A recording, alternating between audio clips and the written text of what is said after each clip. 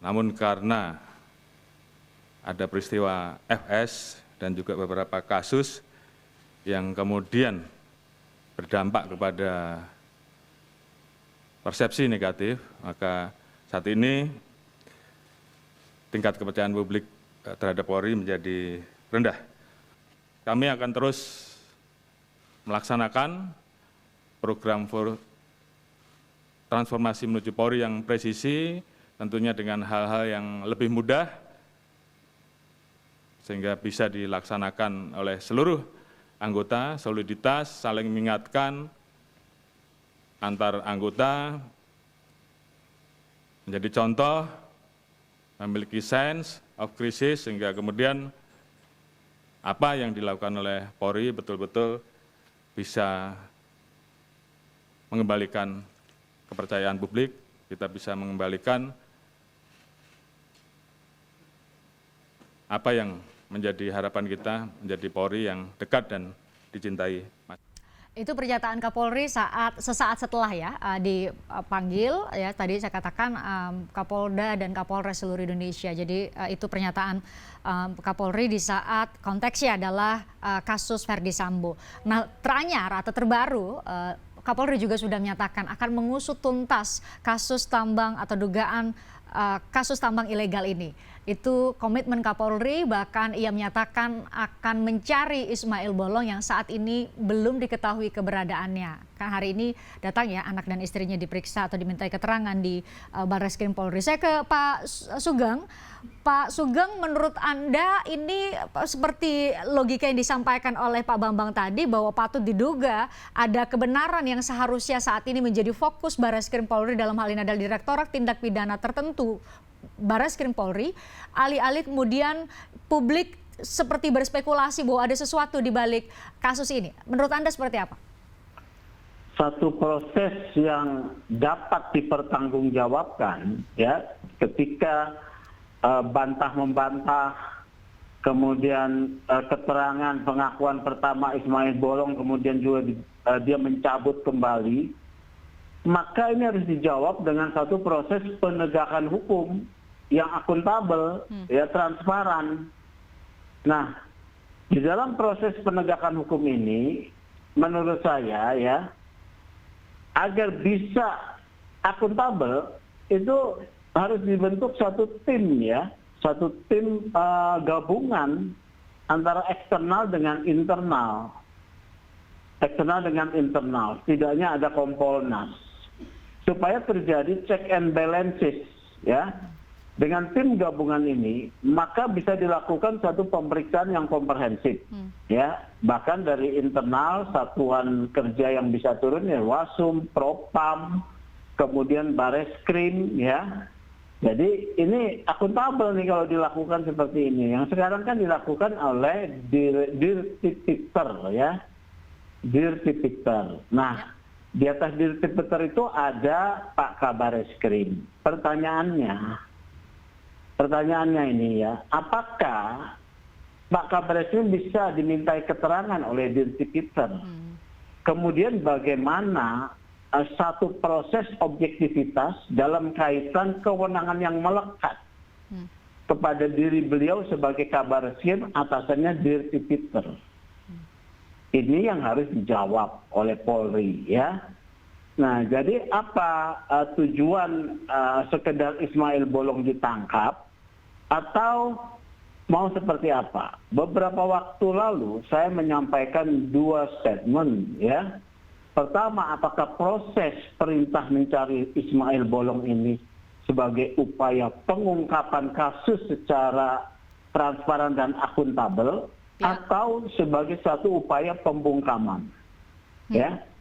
Ini bisa akan terjawab nanti dari proses kerja dari penyidikan ini. Memang terlihat bahwa akan ada proses penegakan hukum ya melalui pemeriksaan.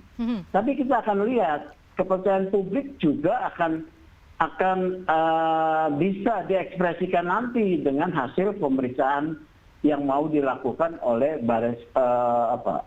Dirtipiter ini. Kan yang muncul Dirtipiter ya, seperti itu.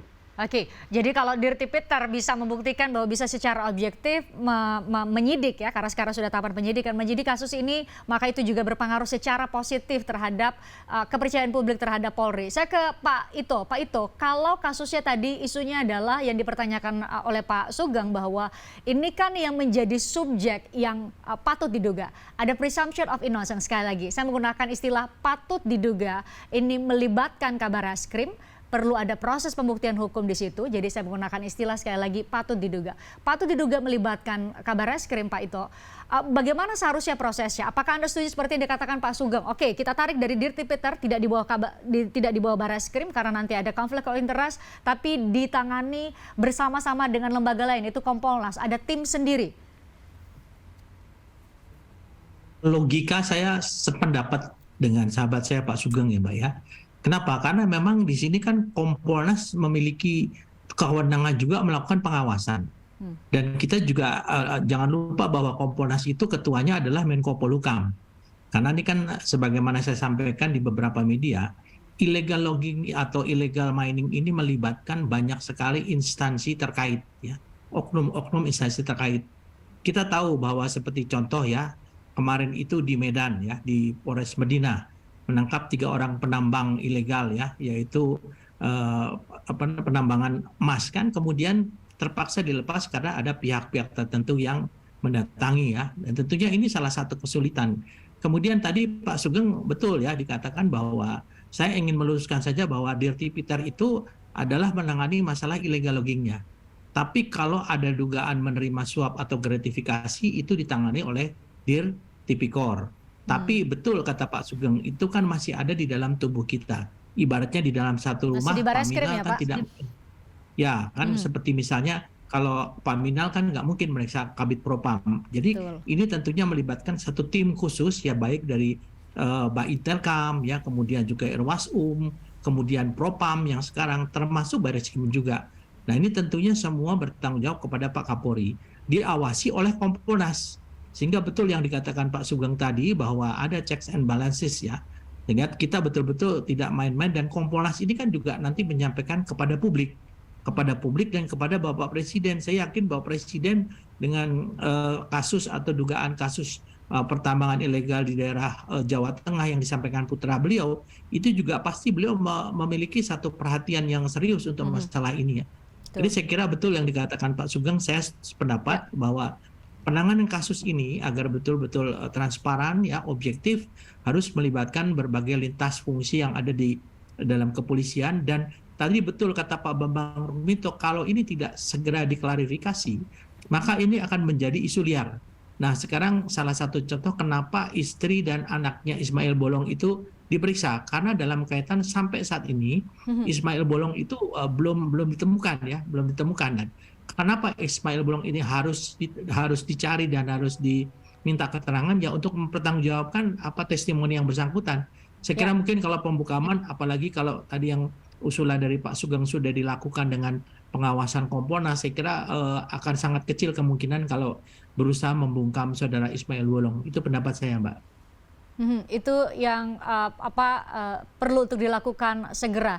Saya harus jeda, usai jeda saya ingin tanyakan ini karena ini penting, apapun kasusnya, ada kasus Verdi Sambo sebelumnya, kemudian ada Teddy Minahasa, dan saat ini ada dugaan kasus tambang ilegal yang diduga melibatkan Kabareskrim dan beberapa nama lain termasuk mantan Kapolda Kalimantan Timur.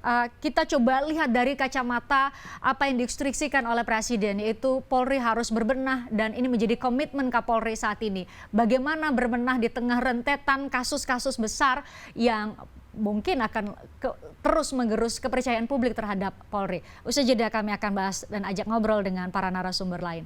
Usai jeda.